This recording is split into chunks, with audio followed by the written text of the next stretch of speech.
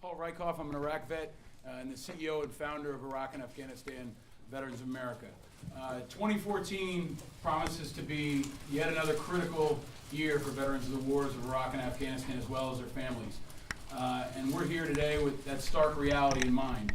And it's clear that our work is not done. In 2013, Congress left critical bipartisan reforms on the table to include in-state tuition for all student veterans and full advance funding for the VA. But we're here today to jumpstart a national conversation and to encourage the country to act. There's a lot of talk in Washington and a lot of yellow ribbons, but we believe that we're here today to lay out what's a blueprint for America to really support our generation of veterans. This is Storm the Hill 2014. Many of you have tracked IAVA's work over the last decade, and you can remember previous Storm the Hills when we took on issues like the new GI Bill, advanced funding, the Vow to Hire Heroes Act, the huge employment legislation, and last year the VA backlog. This is the week where we put our #1 priority issue on the map. And thank you for being here today to hear from us, to hear from our members, and to really consider the message that's coming from hundreds of thousands of veterans nationwide. So driven by our members, our allies, and a decade of experience, this is a blueprint for addressing all of those issues head on. We believe that Congress must pass legislation to significantly reduce the number of suicides among service members and veterans. That's our #1 issue. Our members have told us this is the #1 issue. Our leaders are here from across the country to communicate that message. We want Congress, the President, and everybody in America to understand that for this new veterans community, tackling suicide, combating suicide is our #1 priority.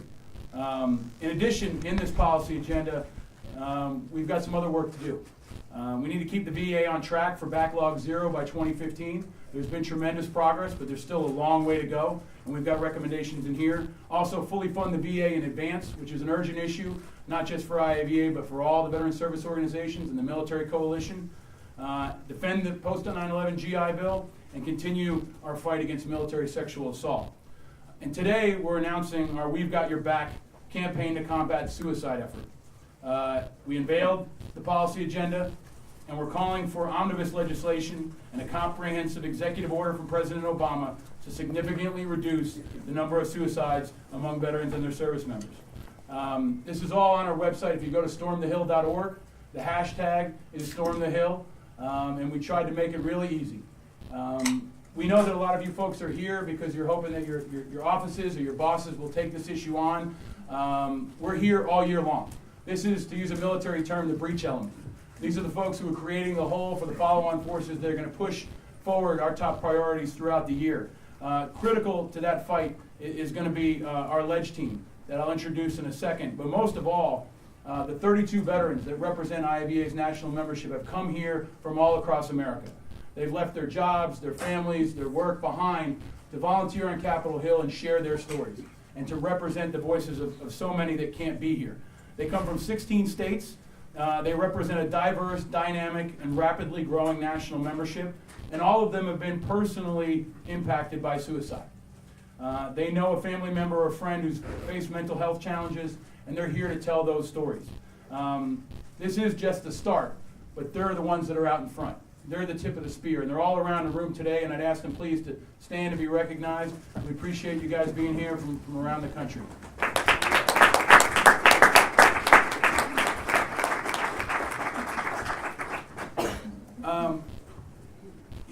Many of you who've been tracking IAVA's work for the last 10 years have seen Storm the Hill grow.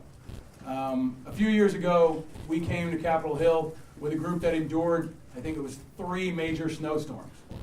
Storm the Hill has taken a whole new meaning, and tonight it might take a whole nother meaning. But despite multiple snowstorms, this group pushes on, just like they did overseas. But a few years ago, we were joined by a young Marine sniper named Clay Hunt. Clay Hunt was in a room like this. Clay Hunt went to Capitol Hill. Clay Hunt brought his story forward of transition and carried this message of service forward on behalf of his brothers and sisters. And at the end of Storm the Hill a few years ago, we lost Clay to suicide.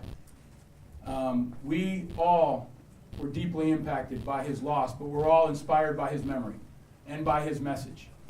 Clay Hunt drives us forward to change and transform the landscape. It's for Clay Hunt and countless others that we carry this story forward. Legislation is important. The policy work is important, but ultimately our work and your work is about people. People like Clay Hunt. And you're going to hear about Clay's story and so many other stories of folks we've lost, and our plan to tackle it. We're not here to just make noise. We're here to solve problems. And we're committed to working with folks from all sides of the aisle to do that. Our legislative team is here year-round. They're here to support you and your teams in any way they can. I just want to briefly introduce them. They're in the back of the room. Tom Terri, raise your hand, please, is an Army Cav officer. He's the Chief Policy Officer in our DC team. Alex Nicholson is right up here in front. Would you stand up, please, Alex? Alex is our Legislative Director. Nick McCormick. Nick, would you stand up? And Lauren Augustine. They're here year-round, guys, and they're here to follow up with your teams and to figure out ways we can work together with the rest of our DC team. Also want to recognize our Research Director, Dr. Jackie Mafucci. Would you stand up, please? Jackie's a Ph.D. in neuroscience, an exceptional voice on all these issues, and a real asset for our team, and here to commit to work with you as well throughout the year and the coming years to set us all up for success. Now we're going to turn over to a panel. We're really humbled to have three really important dynamic leaders who understand so many issues but are really experts on mental health and combating suicide. They come from different backgrounds, but they're all laser focused on what I think is really important life-saving work every single day. And we're proud to have you all here with us today and proud to be a part of your work. We're going to do a quick roundtable discussion with the three of them, and we'll be available afterward to meet the vets, to meet our guests, and to continue this conversation. I want to first introduce Terri Taneilian. She's a Senior Social Research Analyst at RAND. You all probably know her work from RAND's seminal report, The Invisible Wounds, that came out in 2008, and her work that's followed on since, but Terri's been a critical leader there. Thompson on the far left, from the Department of Veterans Affairs, the Deputy Director in Suicide Prevention. VA is an absolutely critical partner in this fight. IAVA has a very strong partnership, especially with the Veterans Crisis Line. And every opportunity we get to talk to an audience, we want to encourage folks to spread the word about the Veterans Crisis Line. If you know a veteran that's in crisis, send them there. They can text, they can call, they can go online. But the Veterans Crisis Line is really doing tremendous work and is a very strong partner for IAVA. And finally, retired Brigadier General Loree Sutton, the co-director of Threshold GlobalWorks, and I think such a consistent, powerful voice for all veterans issues, but especially on mental health. We're honored to have you three here today. Can you please give them a round of applause? So maybe we can just go down the line. We'll start with you, General Sutton, with a pretty straightforward question. Why do you think this issue is important? Because these are our brothers and sisters, mothers and fathers, sons and daughters. These are people, as you said, Paul. And I think that one of the questions that I get frequently is, man, don't you think we're really just kind of coddling this generation of veterans? Look at what the folks in World War II did and subsequent wars. And I've always, come back to, just as around the kitchen table, trying to figure out who had it worse, whether it be between partners, husband and wife, whether it be between generations of veterans. It doesn't work very well. But when you do unpack the relevant similarities and dissimilarities, we know that there are things that are common to all wars. But what makes this generation of veterans different is the exposure.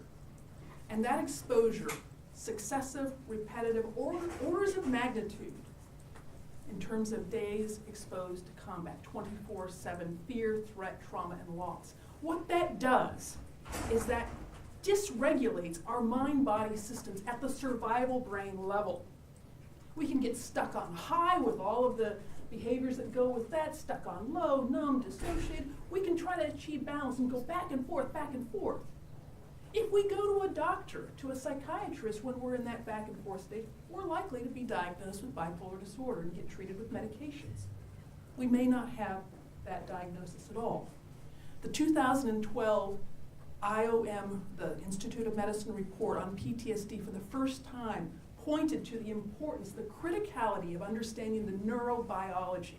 So many of our interventions, they aim at the cortex, the thinking part of our brain, when what's dysregulated is at the survival brain level. You cannot talk away that dysregulation, you cannot medicate it away. The good news is that there are self-regulation skills that can rebalance, not just manage symptoms, but rebalance and help give that veteran or family member or whoever it is who's struggling, give them a sense of hope, give them a sense of being able to get back on track and to be their best self. If any of you are interested in checking out some of those self-regulation skills, check out iChill. It's an app that's free. You can get it on any computer platform. Doesn't cost anything. It'll give you an introduction to how it is that you can reset your mind-body system. And I think that's the biggest piece as I look at what's going on right now. With the best of intentions, folks are coming forward with more and new and hard-won programs, but if they're not aimed at where the action is, given this kind of exposure over the last 12 years, it'll just be another well-intentioned program that will fall short and not get us where we need to be. Thank you. Terri? Sure. I mean, so we've been studying kind of the psychological consequences of having been deployed for almost 10 years now. And what's striking is that while we've gotten better at screening and detecting these issues, what really hasn't changed is the rate at which people are seeking help. So while we've expanded capacity, we've raised public awareness, our challenges still remain that there are systemic issues that need to be addressed to ensure that we have adequate capacity to supply high-quality mental health care for all those in need. And that extends beyond the federal programs into the civilian sector. And this is quite a complex task. But the laser focus that Paul mentioned is critically needed now, particularly as we begin to transition, as perhaps some of the interest starts to wane and we start to see the departments hit some of their benchmarks. We need to really be thinking about the other pipeline issues in the civilian sector that really need to focus on ensuring that we have high quality mental health care throughout our nation so that our veterans, when they are ready to seek help, they can find it in their neighborhoods, in their communities, and be served, well served, so that we can reduce their risks of adverse consequences. And why now? We know better. We know how to identify. We know how to treat. We need to make sure that these systems issues can be addressed so that the capacity and the performance accountability is there to ensure that all veterans get their services. Thank you. Caitlin? Thank you. At first, I just want to thank you again for having us on this panel. The relationship the VA has with IAVA is extremely important, and it has been a pleasure and a privilege to work with all of you and work with various staff members on this incredibly important topic. One thing to follow up with what Terri is saying is we need our veterans to get ready access to high quality care. And so, for instance, with the Veterans Crisis Line, that's one avenue to get them into that care. And then we need them to stay in treatment or to at least be in treatment. Our most recent data report showed that those veterans who are in VA care actually have lower suicide rates than veterans who aren't in VA care. And so what is that saying? The VA has worked so hard in getting a very strong suicide prevention program up and going, and we have local suicide prevention coordinators at every VA around the country, and I can easily tell you how to find those folks through veteranscrisisline.net, N-E-T. That's where you can also chat with somebody. But what we need to do is we need to get those veterans into that high quality care and have them stay there. But we know that not every veteran wants to go to the VA, and that's fine.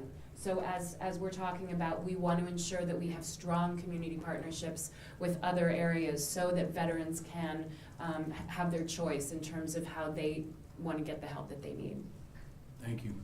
A key part of our effort that we're introducing today is to lay out what IAVA is calling our 6 principles of excellence in combating suicide. We're military folks, so we like to come up with catchy terms, and we're calling it AC5. But I just want to lay those out real quick before we go into our next question. But it's access to high quality care. And then the 5 C's are capacity, care, crisis recognition, continuity, and community. This is all in your packet, and I'd point your attention to that because I think it reflects how it's got to be a comprehensive approach. And it's got to be more than just government. Another key part of our policy agenda lays out recommendations for philanthropy, for local governments, for business, We've got to approach this as a national priority, a truly national priority that involves everyone working together like spokes on a wheel with a veteran at the hub. But General Sutton, maybe you can answer a pretty straightforward question. What do we know works? What do you see every day, and I'll ask all of you, what do you see that works? You know, it's so interesting, Paul. Recently, the Institute of Medicine published a report 2 or 3 weeks ago reviewing the resilience and the prevention programs across the Department of Defense. Interesting to me that the one program that we know that has ample data for its efficacy, the Mind Fitness Training Program that Elizabeth Stanley has developed over at Georgetown University, it was not evaluated in that program. We know that that works. It incorporates in a mindfulness-based program skills that Marines and soldiers alike have been able to use to re-regulate, to reset the circuit breakers at the survival brain level. I'm going to sound a little bit like a broken record on this, but it's so important because we do know what works.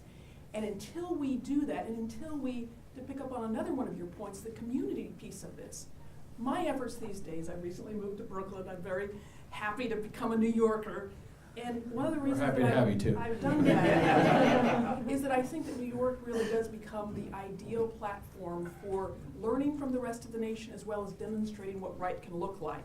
And that right has to start with community interventions. It is not right to take a soldier, sailor, airman, Marine, Coast Guardsman who goes through combat for however many times, for however many days, however many years, and then when that individual comes back, to say, you know, you've been part of a team, you've been part of a mission, you've been part of, a code of honor, but now, forget that zone defense stuff. You're now one-on-one. You're going to go to a psychiatrist. We do need great care, and I applaud everything that the VA is doing, and Terri, the systems of care that you talked about and that you're advocating for. But unless and until we move the front line of intervention to the community itself, so that we have Rakkasan service dogs available to veterans who can benefit from their services, until we have equine therapy, until we have integrative secular retreats, until we have a dialogue like the programs that's getting started in New York, and I know that's all over this country, Stories We Carry and other veteran-civilian dialogues. We can't carry the stories that we have as veterans alone, and the rest of the country cannot carry their burden alone. We have to do it together, and we know that that's the place to start. In case you're in the back and you're wondering what General Sutton is referring to, Adam's service dog, Rakkasan, is sitting under the front row, sentinel on guard here. But probably our most popular stormer by far is Rakkasan. That's what General Sutton was referring to, in case you're wondering. Terri, what works? What works? Well, as the researcher on the panel, I will talk about, I think, the importance of evaluation and the need to really make sure that what we're doing is having an impact in a positive way. And so while I think there's been a zeal and really an immense, well-intentioned effort to bring about new programs for service and to try and wrap our arms around these problems in the community, the need to really evaluate and understand the extent to which is having a meaningful positive impact is really critically important. Largely because we want to make sure that people have the most chance to get well. And if they're getting bad services, then they're decreasing their chance, and perhaps then also discouraging their friends from getting help. And so research has shown over time that there are some very efficacious treatments for mental health problems, depression, post-traumatic stress disorder. There is not a one-size-fits-all treatment. We need to continue our studies. We need to continue to try to ensure that people have access to high-quality care, and that we're continuing to evaluate new forms of therapy. We need the research literature to develop, particularly as we can integrate different forms of therapy and integrative care models so that we can see how we can blend approaches and increase the recovery rates. But the need for evaluation and that data is critically important because we want to make sure that we can provide assurances and promises that if you do come get help, you will get better. And so that's why the evidence is so important. Caleb? Yes, and it also in terms of showing that you do get help and you do get better, it's having people like you doing what you're doing right now, which is coming and telling your stories. And that is so powerful, and it's especially powerful for those veterans who feel like they're alone. The VA also has an initiative called Make the Connection. It's at maketheconnection.net. And what that does is if you go onto the site, you're able to tailor make your experience on the website to who you are. So you could say, I am a male Iraq veteran who served in combat, and I'm struggling with feeling sad a lot of the time. And you can actually see other people, like people are seeing you all right now, telling your stories. And then we also need to, as we've been talking about, we need to ensure that the treatment that people are getting is high quality treatment. The DoD and the VA just recently came out with their clinical practice guideline on the management and assessment for suicide. We're rolling that out at the VA, and we think that it can really help to inform the practice, evidence-based practices in suicide interventions and preventions for the future for everybody. Mm. So in a few weeks, IAVA is going to release our annual member survey that's going to really put more of a human face on what our members are facing nationwide. But to tease a piece of it, almost half of our members knew someone who had died by suicide. So that gives a sense of the scope that we see across our membership. We also know that a tremendous number of our members are still reluctant to get care. Stigma is a huge challenge. How are we doing on stigma? How do you all see, most of you have been working in this space for a long time now, are we tackling stigma, and what can we do to tackle stigma going forward specifically?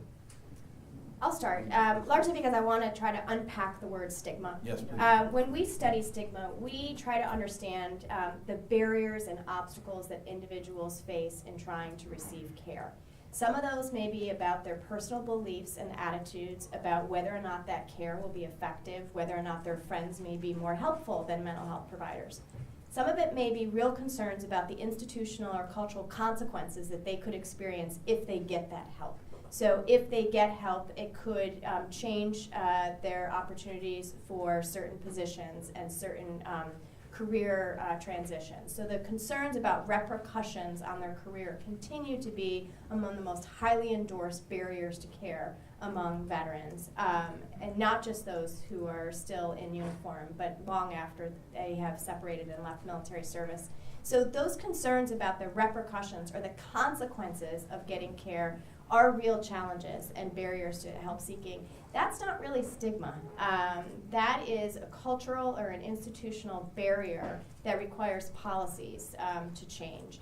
We need to educate and encourage people that getting help can actually facilitate their recovery and is a sign of strength and will promote their well-being, but do so in a way that reduces the consequences that they fear they may experience as a result.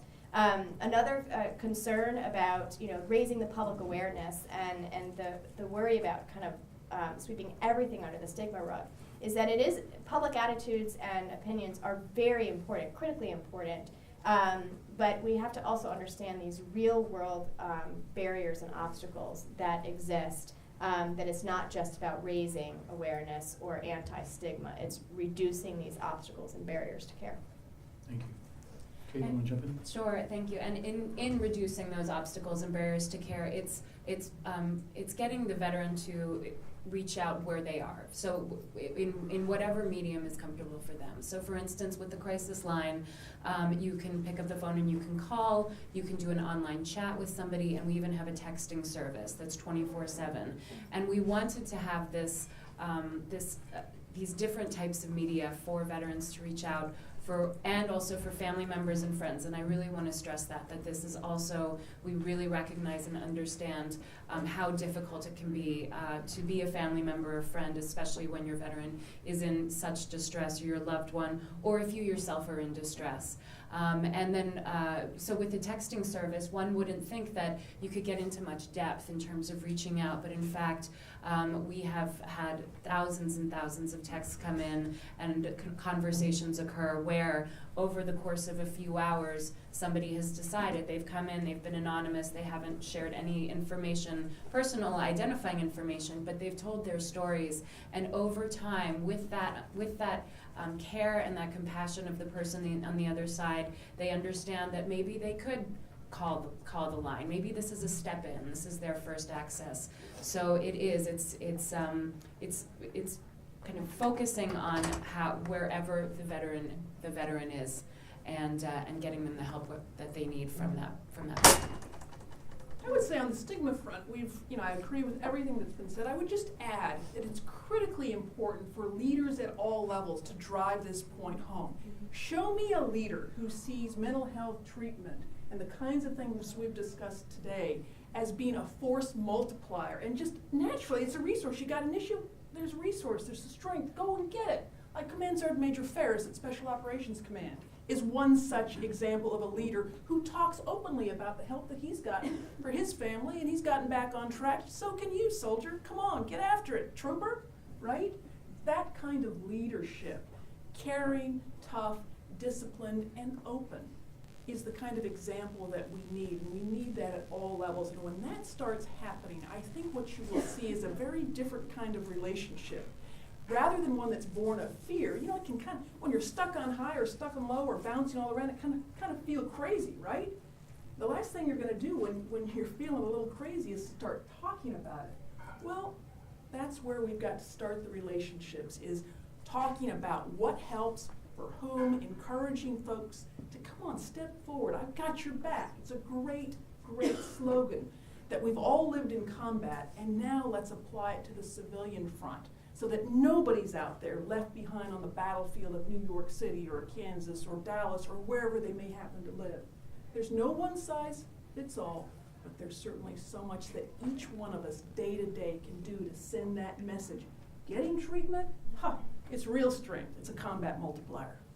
You mentioned the tagline that IAVA has used for a few years now, "We've got your back," and some of you may remember the groundbreaking Ad Council public service announcement campaign that we launched in 2008 that was anchored in that message. You'll continue to see banners and videos throughout the next few years that are centered around that message, because it really has proven to be tremendously successful.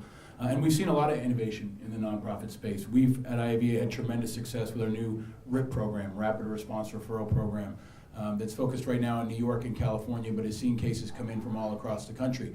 And even Claire is one of our Veterans Transition Managers. She's a part of Storm the Hill this week to talk about how she sees it from a provider standpoint.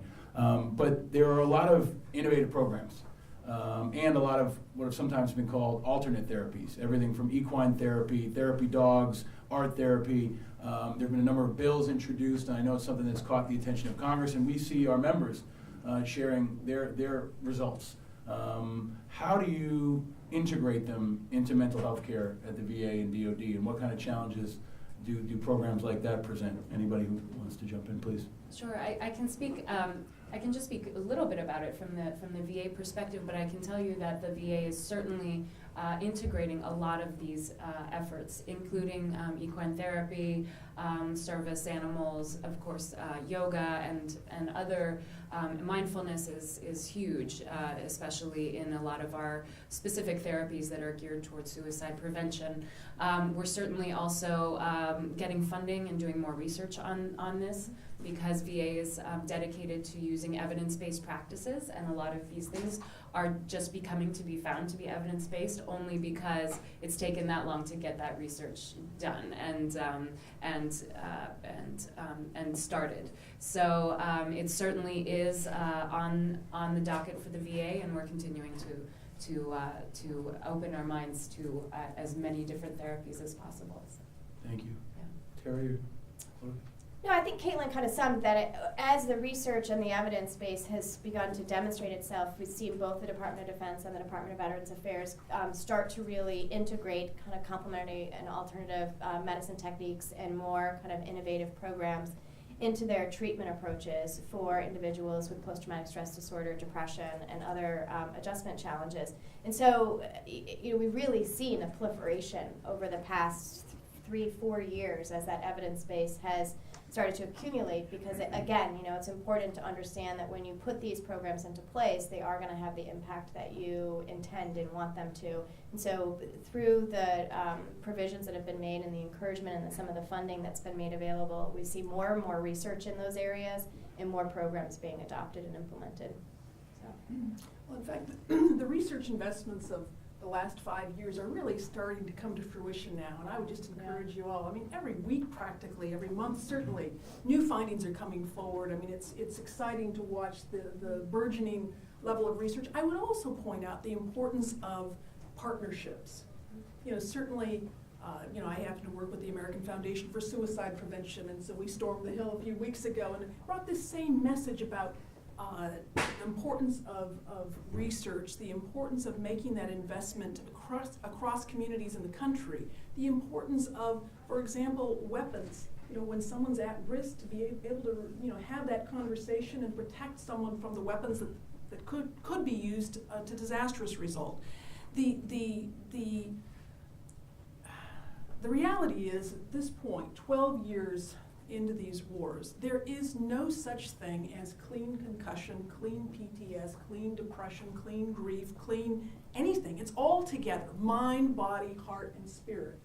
And so we have to take a broad approach. We have to look to programs that perhaps are being used and have been used for decades in the civilian community. For example, in New York City, Fountain House is a program that now their board is going to rededicate and stand up a prototype vet club in New York City that can be used as an example across the nation, that provides the experience of community, not just a program in the community, as important as those are, but provides the experience of feeling safe, of having trusting relationships, of being able to give compassion, receive compassion, and set goals, reset your identity, not as a civilian. Once you're a warrior, we're always warriors, but to repurpose oneself for the next set of life's missions we continue to serve.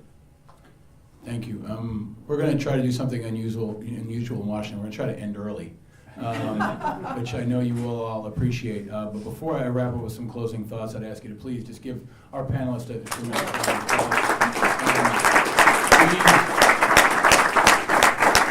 as veterans, we get thanked for our service almost daily, but thank you for your service and for your leadership, your service to our community, and your service to our country. A couple of closing thoughts. One, you've got policy agendas on your desk. Please check them out. Our team will be stationed by the door.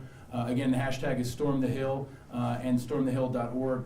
I want to let everyone know who tracks on these issues that this is probably going to be the last Storm the Hill we do while our nation's at combat, at least in Afghanistan.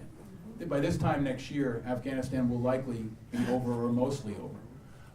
This is the time for our country to step up. This is the year that we need Congress to get along and push this forward. It might be the only issue that Congress can get along on. But we should all be united in combating suicide. And it's coming at another important time where frankly, I think our community often feels like they've been under attack. Sequester hit our community very hard. The shutdown hit our community very hard. And then the COLA cuts reverberated across the military and veterans community in an unprecedented way.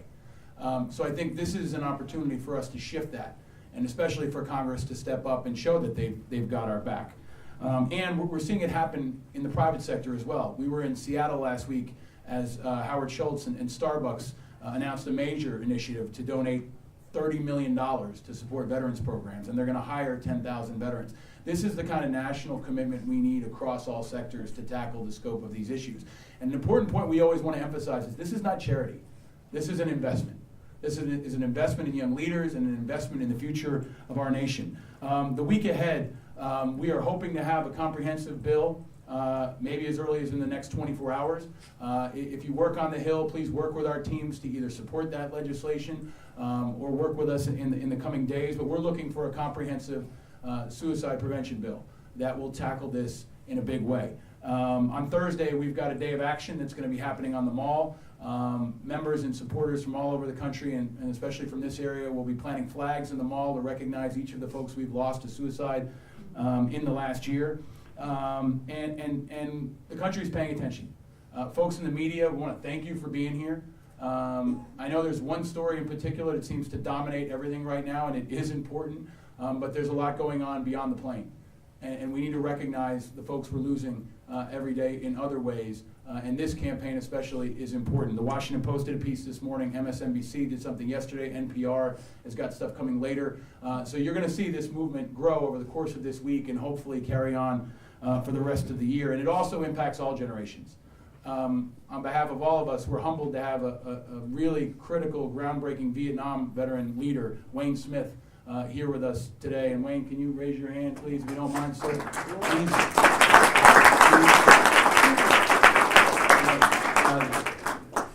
The 2020 22 veterans at the VA reports are dying by suicide every day, span all generations. So this is not just about us. It's about paying it back, and it's about paying it forward, and it's about being united as a veterans community. And that's what this group is going to do throughout the week. So I want to thank you for being here today. Thank you for supporting IAVA. Follow along, and please help us make this a tremendously successful week where we jumpstart a national conversation to truly combat suicide. Thank you all for being here.